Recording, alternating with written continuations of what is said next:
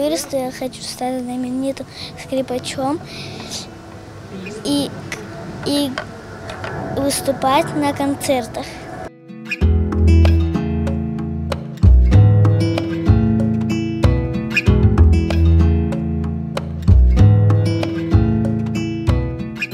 Мы каждый год участвуем на конкурсах, ездим на концерты.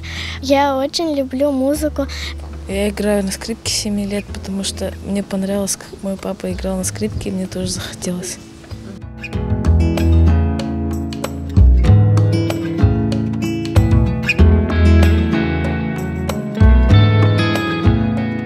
Отец наш был любительский музык, он любил музыку, тоже всегда пел, играл на аккордеоне.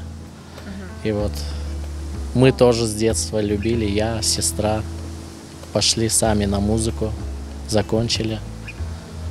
И вот теперь наши дети продолжают, слышат с детства музыку, захотели все быть скрипачами.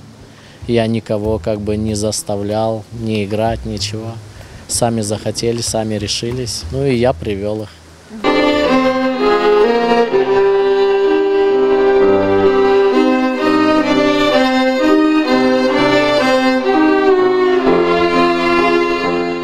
Они делают очень большой труд, они прославляют свой народ, они играют очень серьезную программу, такую, как в консерватории многие играют. Мы как преподаватели очень рады, что они у нас есть. Мы очень дорожим ими, потому что такие дети появляются не всегда.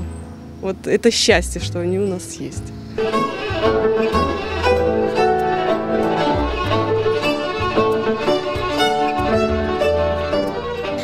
Хочу стать, как мой папа, музыкантом, прославить крымско-татарский народ,